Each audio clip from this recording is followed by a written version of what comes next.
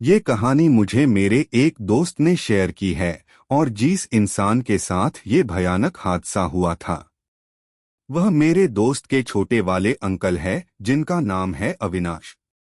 तो मेरा जो दोस्त है वो अपने पूरे परिवार के साथ राजस्थान के जयपुर में रहता है, लेकिन उनका अंकल यानी कि अविनाश जयपुर ना रहकर राजस्थान के भीलवाड़ा शहर में रहते हैं, जहां पर कपड़े बनाने का काफी ज्यादा कारोबार होता है। तो वहां पर एक कपड़े बनाने की फैक्ट्री में वो सुपरवाइजर का काम करते हैं। अविनाश काफी पढ़े लिखे हैं और वो कभी भी भूत प्रेत जैसी चीजों पर विश्वास नहीं करते हैं।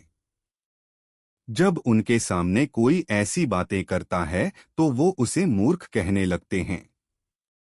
लेकिन एक बार अविनाश के साथ एक ऐसी घटना घटित होती है जिसके बाद वो आज तक उस सदमे से बाहर नहीं निकल पाए हैं। आज भी वो उस जगह की ओर जाते हैं तो उनके मन में भय बैठ जाता है। तो साथियों, इस स्टोरी को शुरू करूं उससे पहले मैं आपसे कहूंगा कि आप अपने बारे में छोटा सा परिचय मुझे जरूर दे दे कि आप कहाँ के रहने वाले हैं, आपका नाम क्या है और आप कितने सालों से यह स्टोरी सुनते आ रहे हैं, ताकि आपसे मेरा और बेहतर जुड़ाव हो सके। और हाँ, अगर आप इस चैनल पर पहली बार स्टोरी सुनने के लिए आए हैं तो इस चैनल और भी जबरदस्त बड़ी बड़ी कहानियों मैंने आपके लिए तैयार की हुई है, तो आप बाकी स्टोरीज को भी जरूर सुनें और जब आपको लगे कि वाकई में कमाल की स्टोरीज आपको यहाँ पर सुनने को मिलती है तो फिर चैनल को सब्सक्राइब जरूर कर लें। तो चलिए अब आगे की कहानी हम शुरू करते हैं और आगे की कहानी आप अविनाश के पर्सपेक्टिव से ही सुनने वाले हैं। नमस्कार साथियों, मैं हूं अविनाश और जैसा कि आपको मेरे बारे में पता चल ही चुका है कि मैं राजस्थान के भीलवाड़ा शहर में एक कपड़ा बनाने वाली फैक्ट्री में सुपरवाइजर का काम करता हूं। वैसे तो मेरी ड्यूटी दोनों ही शिफ्टों में होती है। मुझे 15 दिन नाइट शिफ्ट में गुजारने होते हैं और बाकी 15 दिन की नौकरी दिन के शिफ्ट में करनी होती है। जब से फैक्ट्री में मेरी दूसरी पारी की शिफ्ट ड्यूटी लगी थी तब से रात्रि में घर जाने में काफी देर हो जाया करता थी। ऑफिस से घर की दूरी यही करीब 1 किलोमीटर की रही होगी। जब तक बहुत जरूरी ना हो, रात में घर आने जाने के क्रम में रास्ते में पड़ने वाली सुनसान साकरी गलियां जिनसे होते हुए घर जल्दी पहुंच तो सकता था, पर उन्हें पकड़ना मैं पसंद ना करता था, क्योंकि एक तो वहां घात लगाकर बैठे चोर उचक्कों का खतरा रहता, तो दूसरी तरफ कुत्ते बहुत भौंकते थे उधर, जिनसे मुझे बड़ा डर लगता, इसलिए हमेशा पक्की सड़क वाली मुख्य मार्ग से ही घर लौटा करता। अब एक बार क्या हुआ कि मुझे फैक्ट्री में काम करते करते काफी टाइम हो गया, क्योंकि उस दिन माल भरने के लिए गाड़ी आई हुई थी और उस माल को गाड़ी में लोड करने के चक्कर में मुझे फैक्ट्री में ही काफी रात हो गई थी। उस रात हवा बहुत तेज चल रही थी, मानो जोरों की बारिश होने वाली हो। रात के 12 बजने को आए हैं। बच्चे भी सो गए होंगे। पत्नी सुप्रिया भी मेरे बिना खाना नहीं खाती। खाली पेट वह भी मेरी राह देखती होगी। यही सब सोचते और टिफिन बॉक्स हाथ में लटकाएं, मैं तेज कदमों से घर की तरफ निकल पड़ा। कुछ दूर चलने के बाद आज उस साकरी और कच्ची गली की राह ले लिया ताकि जल्दी से घर पहुंच सकूं। कि मैं कभी भी इसे गली से जाना पसंद नहीं करता था, जिसका कारण मैंने आपको पहले ही बताया है। लेकिन क्योंकि उस दिन मैं काफी लेट हो गया था तो मजबूरन मुझे उस गली के रास्ते को पकड़ना पड़ा। इतनी रात और ऊपर से यह सुनसान और साकरी गली, मुझे डर भी लग रहा था क्योंकि कुत्ते सतर्क होते दिखने लगे थे, मानो कोई अनजाना अनचाहा मेहमान चला आ रहा हो उनकी तरफ। वैसे मानव हो या ये कुत्ते, बिन बुलाए मेहमान किसी को पसंद नहीं आते। अपने इलाके में रात में आने जाने वाले हर एक इंसान को पहचानते हैं। ये जानवर किसी तरह में डर डर के आगे बढ़ता रहा। चोरों का ख्याल मन में आते ही शादी में मिली वो कलई घड़ी खोलकर जेब में डाल ली सासू माँ की अमानत। घड़ी उनकी आन बाण और शांति, जिसका कुशलक्षेम वह अक्सर पूछ ही लिया करती थी। सुनहरे रंग की उस घड़ी की उच्च गुणवत्ता से सभी को परिचित कराने में गौरवान्वित महसूस करते उनके चेहरे पर उठता वो चमक देखते ही बनता था। नहीं चाहता था कि मेरी पूजनीय सासू माँ के मन को तनिक भी ठेस पहुँचे। इधर गली में भीतर की ओर बढ़ने पर अब वह और सक्रिय हो चली थी। इतनी सक्रिय कि 2 से 3 आदमी एक साथ आ जाई तो आगे पीछे होकर चलना पड़ता। फिर सड़क कच्ची भी थी और कहीं कहीं से टूटी फूटी, सो अलग बड़े धैर्यवान होंगे इस गली के निवासी जो इन रास्तों से रोज आते जाते होंगे। मैं महसूस कर रहा था कि 2 चीजें इस वक्त तेजी से चल रही हैं। एक तो मेरे दिमाग में बिना सिर पैर की बातें, और दूजे गली में बढ़ते मेरे कदम। थोड़ा चलने के बाद एक मोड़ आया जहां एक मस्जिद पड़ता था। मस्जिद के ऊपर लगे बड़े भोंपू वाले लाउड स्पीकर के अलावा उस अंधेरे में और कुछ भी बड़े ही मुश्किल से दिख पा रहा था, पर मैं महसूस कर पा रहा था कि वहां अब बड़ी भीनी सी खुशबू फैली थी। साथ ही ठंड भी थोड़ी थोड़ी बढ़ चुकी थी। अपनी धुन में मैं अपने गंतव्य की ओर बढ़ता रहा। थोड़ा ही आगे बढ़ा था कि पीछे से किसी के कदमों की आहट सुनाई देने लगी। अभी तक कोई तो ना था मेरे आसपास, एकाएक यह किधर से आ गया? कौन है ये? कोई कुत्ता, कोई चोर, या फिर मेरा भ्रम? डर भी लग रहा था। ना लूटना चाहता था मैं और ना ही इंजेक्शन लेने का मन था। इसी संशय में मेरे कदम और तेज होने लगे, पर कदमों की वो आहट अभी भी मेरा पीछा कर रही थी। अभी तक डरावनी होती यह अंधेरी गली भी खत्म नहीं हुई थी। इसे पार करने में थोड़ा और समय लगने वाला था, पर अब मुझसे रहा ना गया और बड़ी हिम्मत करके पलटकर देख ही लिया। पलटकर देखा तो मेरे रोंगटे खड़े हो गए। अचानक से ऐसा लगा जैसे मेरे दिल ने मानो धड़कना बंद कर दिया हो। आधी रात को इस सुनसान सड़क पर अलावा सफेद साड़ी में लिपटी हुई एक औरत मुझे दिखाई दे रही थी, और वो बड़े ही तेज कदमों से मेरी तरफ बढ़ती चली जा रही थी। तेज कदमों से बड़ी चली आ रही उस स्त्री को देखकर जान पड़ रहा था मानो उसे भी इस अंधेरी तंग गली का एक आकीपन टसने लगा हो। सफेद साड़ी में लिपटी होने की वजह से उसे इस अंधेरे में भी आसानी से देख पा रहा था।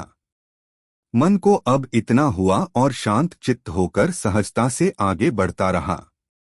अचानक से महसूस हुआ जैसे वह स्त्री ठीक मेरे पीठ पीछे खड़ी होकर मुझे आवाज लगा रही हो, थोड़ा रुकिए। अचानक मैं दोबारा पलट कर देखा तो सच में पीठ पीछे खड़ी वह तरुणी मुझसे कुछ कहना चाह रही थी। तीखे नैन, नक्श ओजस्वी चेहरा, सुराईदार कमर, पिंडलियों तक छूते सुनहरे घने बाल, कदकाठी से वह कोई अफसरा मालूम पड़ रही थी। सफेद साड़ी में खड़ी वह स्त्री अंधेरे को चीरती हुई अपनी एकमात्र उपस्थिति दर्ज करा रही थी। मैंने पूछ लिया, जी कहिए क्या बात है? जवाब में उस स्त्री ने निवेदन किया कि कृपया साथ साथ चलिए, अंधेरा होने की वजह से मुझे डर लग रहा है। तब पता चला कि हम दोनों की हालत एक जैसी ही थी। मैंने भी सहमति में अपना सिर हिला दिया। अब हम दोनों एक साथ आगे बढ़े जा रहे थे। इतनी रात गए इस सुनसान गली में, वो भी अकेले। घर से बाहर निकलने का कारण मैंने उस स्त्री से जानना चाहा, परंतु कोई उत्तर ना मिला। फिर मैंने चुप रहने में ही अपनी भलाई समझी। कुछ पल के बाद जवाब आया, वो मेरा घर पीछे मोड़ पर ही है। किसी की जिंदगी और मौत का सवाल है, इसीलिए मुझे अभी निकलना पड़ा। आप भले आदमी लगे, इसीलिए मैं आपके पीछे पीछे होली। किसी अनजान पर इतनी रात में भरोसा करने की बात सुनकर थोड़ा अजीब लगा, पर कभी कभी जरूरत पड़ने पर ऐसा करना पड़ता है। मैं समझ सकता था और हम लोग साथ साथ आगे बढ़ते रहे। तभी उस स्त्री ने अपना हाथ मेरी तरफ बढ़ाया। उसके हाथों में एक चमकती हुई अंगूठी थी। मेरे मुंह से अनायासी निकला, क्या है ये? उस स्त्री ने जवाब दिया, आप इसे पहन लीजिए, ये आपके काम आएगा, आपको डर भय से ऊपर ले जाएगा और बूढ़ी ताकतों से भी बचाएगा। उसे साफ इनकार करते हुए मैंने खुद को उस अंगूठी से दूर किया और थोड़ा पीछे खिसका। मैंने कहा, देखिए ऐसा है कि मैं इन सब दकियानूसी बातों में यकीन नहीं करता, इसलिए बेहतर होगा कि आप इसे मुझसे दूर रखें। मैंने बेरुखी पूर्ण जवाब देकर उस अंगूठी को लेने से साफ इनकार कर दिया।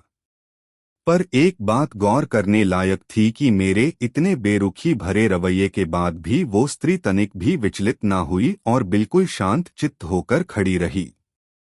उसके साथ किए व्यवहार पर मुझे भीतर से आत्मगिलानी भी महसूस हो रही थी। हालांकि मुझे पता था कि मैंने जो भी किया सही किया। गली भी अब खत्म होने वाली थी और पक्की सड़क मैं अपने सामने देख सकता था।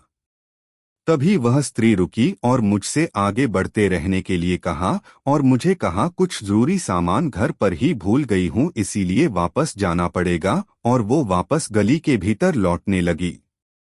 उसके साथ चलकर मैंने उसे घर तक छोड़ने की बात कही तो बड़ी विनम्रता से उसने मना कर दिया। तब एक दूसरे से विदा लेकर हम दोनों अपने अपने गंतव्य की ओर बढ़ चले।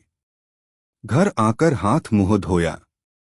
पूरा बदन दर्द से दुख रहा था और शायद हल्का बुखार भी था।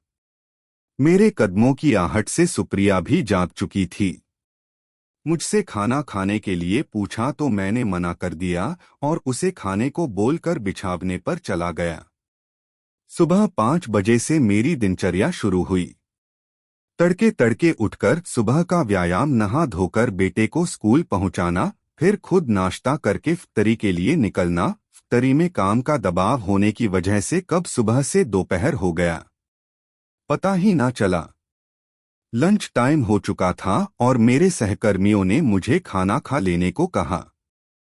फिर आपस में बतियाते हुए हम लोग अपना खाना खत्म करने लगे। बातचीत के क्रम में मैंने सामने वाले दोस्त की अंगूठी देखी और बीती रात की सारी घटना आंखों के सामने तैरने लगी, जिसकी चर्चा मैंने अपने साथियों से भी की। फिर क्या था, सबको खिंचाई करने का जैसे बहाना ही मिल गया हो। तुम इतने स्मार्ट हो ही तुमसे सगाई करना चाहती होगी, गिफ्ट समझकर रख लेते, आंधी तरह तरह की बातें। जल्दी जल्दी अपना खाना खत्म कर मैं वहां से खिसका और अपने काम में लीन हो गया, पर मन में सहकर्मियों की कहीं उलझ-पुलझ बातें चल रही थी। यही नहीं, वह बातें सही प्रतीत होने की गलतफहमी भी हो रही थी कि कहीं सच में मैं उसे पसंद तो नहीं आ गया। इसलिए उसने अपनी अंगूठी मेरी तरफ बढ़ाई होगी और मैं अपने काम में व्यस्त हो गया।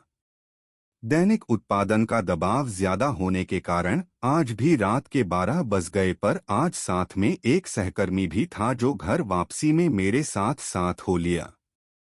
थोड़ी दूर तक साथ चलने के बाद वो अपने घर के लिए दूसरी तरफ मुड़ गया और मेरे सामने फिर से वही संकरी गली थी। मैं उधेड़बुन में था कि क्या करूं क्या ना करूं, पता नहीं क्यों, पर फिर से उसी गली में घुस गया जैसे कोई मुझे बुला रहा हो या मैं खुद से जाना चाहता था। हाथ में टिफिन बॉक्स लिए मेरे उत्सुक कदम आगे बढ़े जा रहे थे। पर आज एक बात बड़ी अजीब थी। गली में एक भी कुत्ते नहीं दिख रहे थे। कहाँ गए सब, एक दिन में इतने परिचित हो गए ये बेजुबान जानवर। मुझसे आगे चलता हूँ। मैं मस्जिद वाली मोड़ से घूमा और थोड़ा आगे बढ़ा ही था कि तभी पीछे से आवाज आई, जनाब जरा ठहरिए। मैं ढककर रुका, पलटकर देखा तो लहराते हुए सुनहरे बालों वाली यह वही स्त्री थी जो पिछली रात मिली थी। ललाट पर एक लंबी सी बिंदी लगाए और चेहरे पर तेज लिए काली साड़ी में वह मस्जिद के पास खड़ी मुस्कुरा रही थी।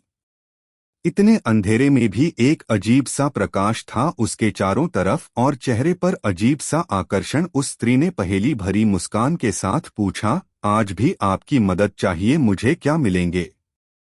मैं हाँ बोलूं या ना कुछ समझ में नहीं आया। फिर भी हामी में सिर हिला दिया और वह मेरे साथ चल पड़ी। आज चुप नहीं थी।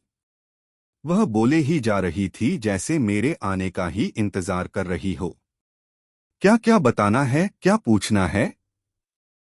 मानो उसने सब कुछ पहले से ही सोच रखा हो। मैं कौन हूँ, कहाँ रहता हूँ, घर पर कौन कौन है, मेरी पसंद नापसंद वगैरह वगैरह टाइप के सवालों के तीर एक एक करके वह मेरी तरफ चलाती जा रही थी। उसके न खत्म होने वाले सवालों की पोटली को भरते हुए मैं कदम से कदम मिलाया आगे बढ़ा जा रहा था। मैंने उस स्त्री से कहा, इतनी रात को आप अकेली घर से बाहर निकलती हो, किसी को साथ लेकर निकलना चाहिए। फिर उसकी तरफ देख उससे सवाल किया, आप कहाँ रहती हो? घर पर कौन कौन है? उसने हंसकर केवल यही कहा कि क्या करिएगा जानकर, बस जब मिलना हो इसी वक्त इस गली से गुजरना मैं दिख जाऊंगी, और ठहाके लगाकर हंसने लगी। इस तरह के जवाब की मैंने कल्पना भी ना की थी। ऐसा सुनकर मुझे बड़ा ही अजीब लग रहा था। बातें करते हुए हम दोनों आगे बढ़ते रहे। तभी उसने अपने कंधे पर लटकाए थैले में हाथ डालकर कुछ निकाला। अपनी मुट्ठी में उसने कुछ छिपा रखा था। कुछ तो था उसमें, क्या पता नहीं। उसकी इस हरकत को मैं समझ नहीं पाया और तभी उसने मुझसे मेरा हाथ आगे बढ़ाने को कहा। उसकी बंद मुट्ठी की तरफ देख मैंने प्रश्न किया, क्या है इसमें? मुस्कुराकर वह मुझसे मेरा हाथ आगे करने का जिद करती रही।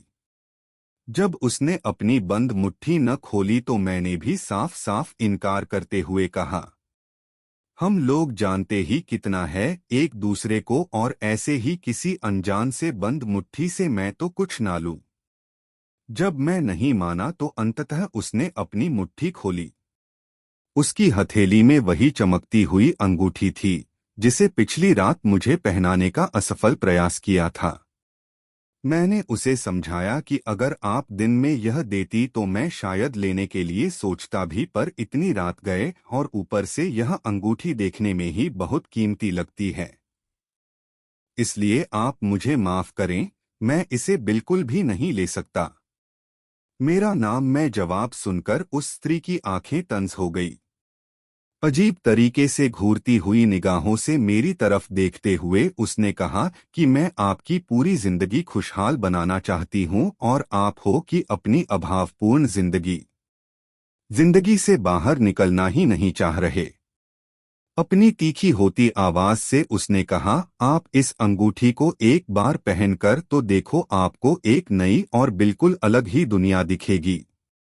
सारे दुख तकलीफों से ऊपर पर मैं अपनी ही बातों पर अडिग रहा और उसकी एक भी बात सुनने या मानने को तैयार ना हुआ। ऐसे करते करते हम दोनों गली के आखिरी छोर पर पहुंच गए। अचानक वह स्त्री बिल्कुल एक जगह स्थिर हो गई, पर मुझे आगे बढ़ते रहने को कह खुद वापस अपने घर लौटने के लिए मुड़ी तो मैंने प्रश्न किया, क्या हुआ, आप वापस क्यों जा रही हैं? मेरे प्रश्न का बिना कोई उत्तर दिए वह लौटने लगी। उसका ऐसा रवैया मुझे बड़ा ही विचित्र लगा कि जब उसे कहीं जाना ही न था तो आखिर क्यों आई मेरे साथ। गली के इस छोर तक लौटते वक्त मुझे केवल एक बात कह गई कि जब कभी मिलना हो या ये अंगूठी चाहिए तो इस गली से गुजरना, मैं आपको मिल जाऊंगी। मैं कुछ ना बोला और तेजी से उस गली से बाहर निकल मुख्य मार्ग पर आ गया। बाहर स्ट्रीट लाइट की दूधिया रोशनी से समूचा सड़क नहाया हुआ था। रात के सन्नाटे में उस सड़क पर इक्का दुक्का लोग ही आते थे, दिख रहे थे, पर मैं अब थोड़ा राहत महसूस करने लगा था। जो कुछ भी अभी घटित हुआ उसे लेकर मन में 100 सवाल भी उठ रहे थे। गली को पीछे छोड़ मैं कंक्रीट वाली मुख्य सड़क पर निकल तो आया, पर उस स्त्री की उलझाऊ बातें मेरे जहन में चहलकदमी करके दम बदम मुझे बेचैन कर रही थी। आखिर कौन थी वह स्त्री? उसकी मंशा क्या थी? उस अंगूठी में ऐसी क्या ही बात थी जो मुझे पहनाने की खातिर जिद पकड़कर बैठ गई? वह हर बार गली के मुहाने तक आकर आखिर वह वापस क्यों लौट जाती रही? ऐसे अनसुलझे ढेर सारे सवालात थे जो रास्ते भर मुझे परेशान करते रहे, और अंततः अपने घर की दहलीज पर आकर मैंने राहत भरी सांस ली। घर पहुंचकर उन फालतू की बातों से तो निजात मिला, पर अब शहीद ज्वर ने मुझे अपने कब्जे में जकड़ लिया था। पत्नी सुप्रिया से नजरें बचाकर मैंने दवाई निगली और चुपचाप बिछावने पर आकर लेट गया, लेकिन फिर मैंने अपने आप को उसी जगह पर उसी गली में खड़ा हुआ पाया। वह चारों ओर भयंकर सन्नाटा था। रोशनी के नाम पर केवल चांद की हल्की हल्की दूधिया रोशनी पूरे वातावरण में फैली हुई थी। वहीं थोड़ी पहले जो कुत्ते मुझे नजर नहीं आ रहे थे, वहीं कुत्ते वहां पर अब मुझे देखकर भौंक रहे थे। वो कुत्ते दिखने में काफी भयानक दिख रहे थे, जैसे कोई राक्षस है उनके अंदर घुस गया हो और मुझे फाड़कर मेरा खून पीने के लिए तड़प रहे हो। मैं ये दृश्य देखकर अंदर से पूरा देहक उठा। मैं सोच रहा था कि अभी थोड़ी देर पहले तो मैं यहां से निकल कर गया ही था, और अब दोबारा मैं इस जगह पर कैसे पहुंच सकता हूं। मैं वहां से अपने घर की ओर का रास्ता देखने लगा और मुझे उस गली से थोड़ी मुख्य रोड दिखाई देने लगी। मैं उस मेन रोड को पकड़ने के लिए वहां से भागने लगता हूं। मैं बस दौड़ा जा रहा था अपने पूरे जोश के साथ, लेकिन वो गली है कि पूरा होने का नाम ही नहीं ले रही थी। तभी मुझे अपने पीछे से किसी के हंसने की आवाज सुनाई देती है। वो आवाज मुझे कुछ जानी पहचानी सी हुई महसूस होती है, और जब आवाज और तेज होती है तो मुझे ध्यान में आया कि ये तो उसी औरत की आवाज है जो मुझे 2 दिन से लगातार इस गली में मिल रही है। मेरी पीछे मुड़ने की हिम्मत नहीं हुई। मैं बस दौड़ा जा रहा था अपनी पूरी ताकत के साथ, लेकिन ना तो वो गली खत्म होने का नाम ले रही थी और ना ही उस औरत की वो हंसने वाली आवाज थम रही थी। जब काफी दूर दौड़ने के बाद भी गली खत्म नहीं हुई तो मैं थक हार कर खड़ा हो गया। मैं खड़ा खड़ा सोच ही रहा था कि अब क्या किया जाए, और ये मेरी पीछे जो स्त्री है आखिर ये चाहती क्या है।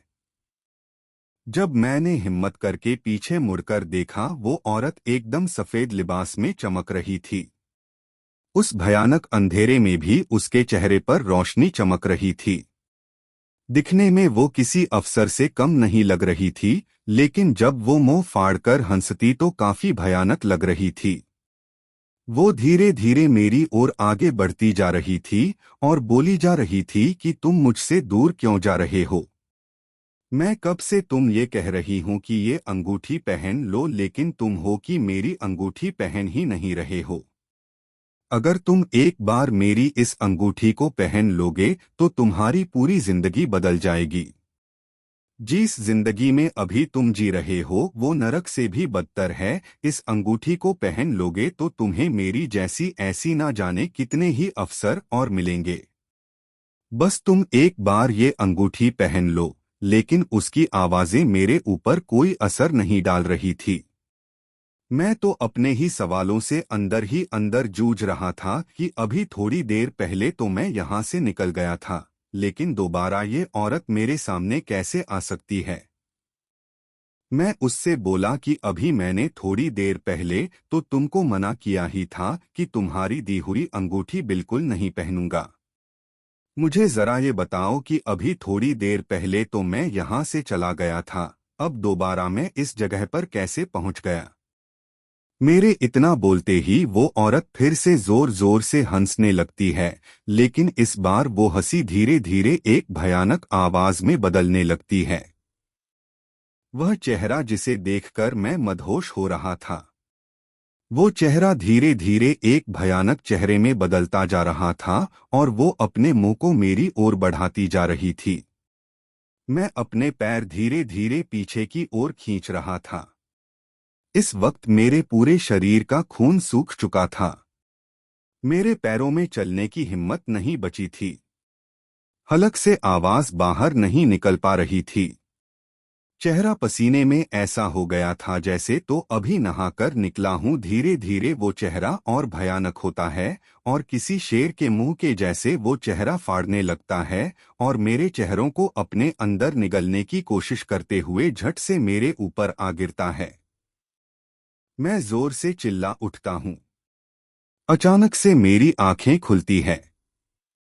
सामने देखा तो मेरी पत्नी सुप्रिया मेरे माथे पर ठंडी ठंडी पट्टियां रख रही थी। मैंने भगवान को धन्यवाद दिया कि चलो ये एक सपना था। मुझे लगा कि आज तो मेरी जान सच में निकल गई है। शायद मेरी पत्नी सुप्रिया को मेरी बुखार की भनक लग चुकी थी। तब ही तो वह मेरे माथे के ऊपर ठंडी पट्टियां रखने लगी थी। अचानक मुझे ऐसे घबराते हुए देखकर सुप्रिया ने कहा, 2 दिनों से आपकी तबीयत नासाज लग रही है, कल चलकर किसी अच्छे डॉक्टर से दिखा लीजिए। सुप्रिया की बातों के जवाब में मैंने केवल हाँ में सिर हिला दिया और आंखें मूंद कर सोने की कोशिश करने लगा।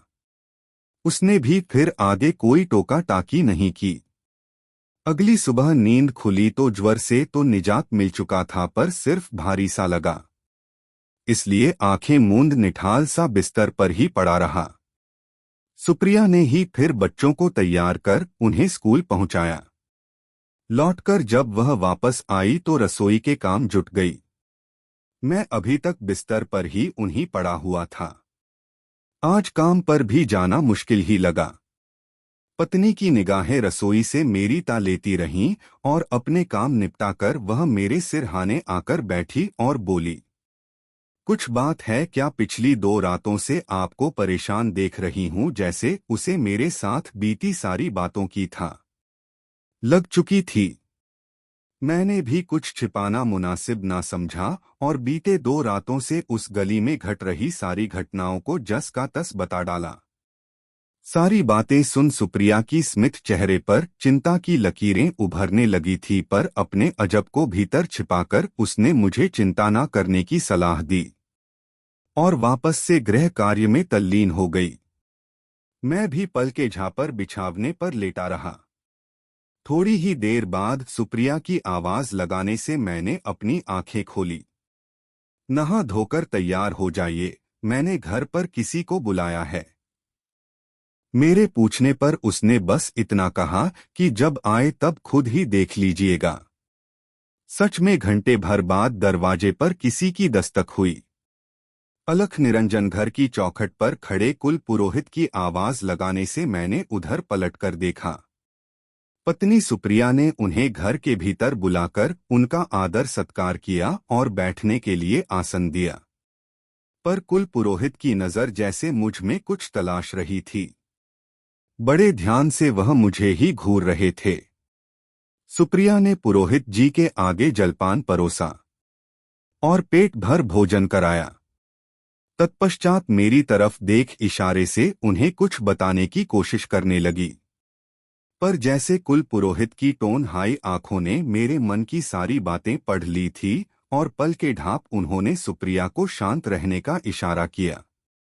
वो मुझसे बोले, बेटा, पिछले रातों में घटी सारी बातें मुझे विस्तार से जाननी है। मैंने भी फिर कुछ नहीं छिपाया और हर एक बात विस्तार से उन्हें बता दी। सारी बातें सुन कुल पुरोहित के चेहरे पर तिरकता साफ झलकने लगी थी, पर संयम से काम लेकर उन्होंने अपने चित्त की निर्मलता को भंग न होने दिया।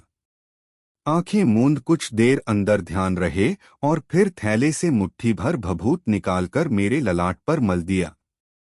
मेरे समीप बैठी सुप्रिया की कौतूक निगाहें अनिमेष उन्हें निहारती रही। कुछ पल कमरे में सन्नाटा पसरा रहा और फिर कुल पुरोहित की बातों से उसमें जाग पड़ गई। जी ने बताया, तुम्हारी मुलाकात एक चिन्ह से हुई थी, जिसके बाद थोड़ी देर तक वहां सन्नाटा पसरा रहा। पुरोहित जी ने गंभीर होते हुए आगे बोलना शुरू किया। गली का आखिरी छोर ही उसका अंतिम दायरा था, इसीलिए वह उससे आगे नहीं बढ़ पाई। हवा में फैली वो भीनी खुशबू या अचानक से ठंड का वो एहसास और कुछ नहीं, उस चिन्ह की उपस्थिति का प्रमाण था। अपनी अंगूठी के माध्यम से वह तुम्हें उस पार लौकिक दुनिया में लेकर जाना चाहती थी।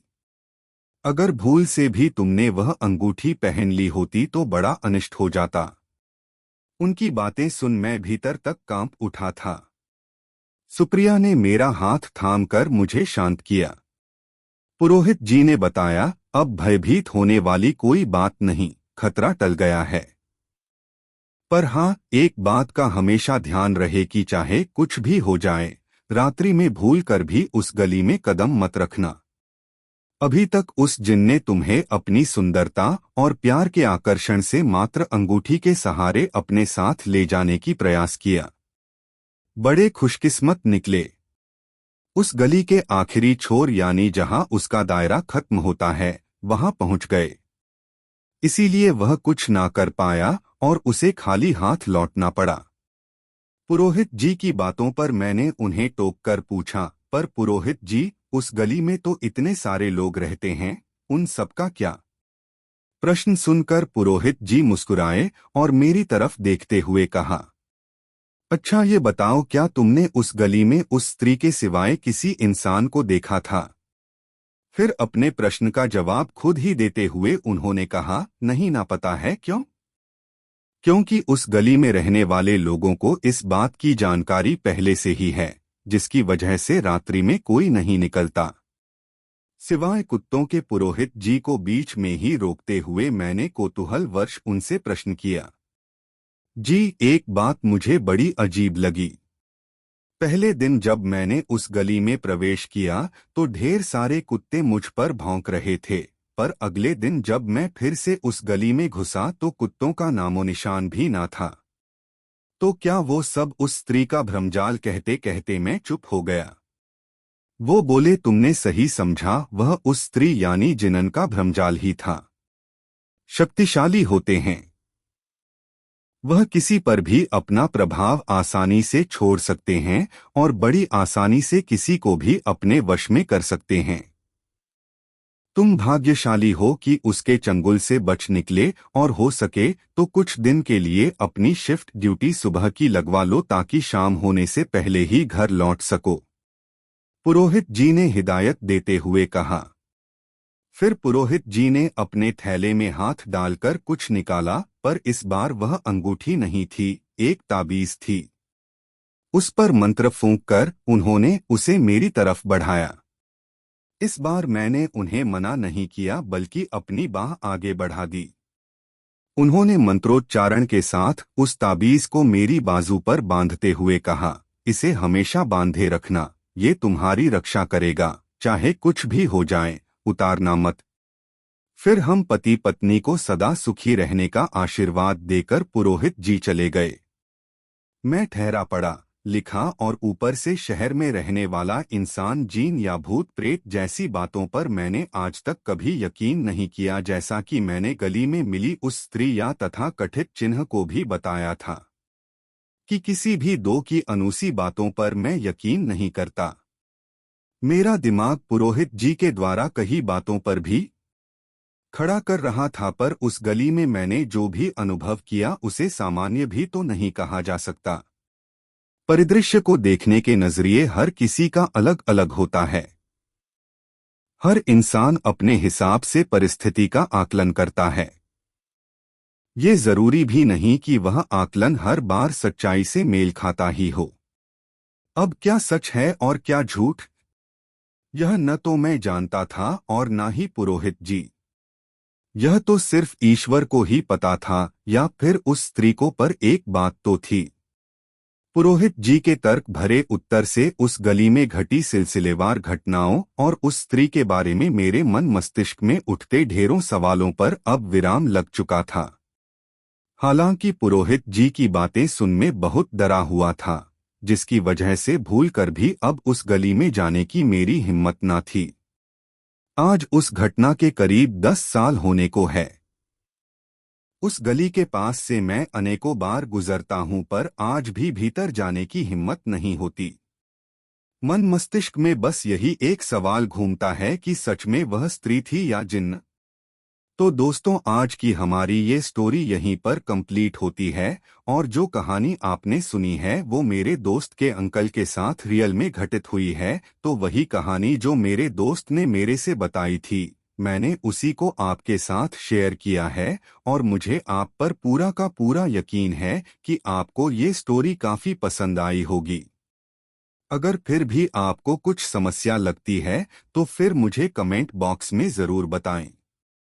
मैं आपके कमेंट को जरूर पढ़ूंगा। और जल्दी ही नेक्स्ट स्टोरी आपके सामने आने वाली है। तब तक के लिए आप भी उसका वेट कीजिए और अपना ख्याल रखिए और दूसरों का भी ख्याल रखिए।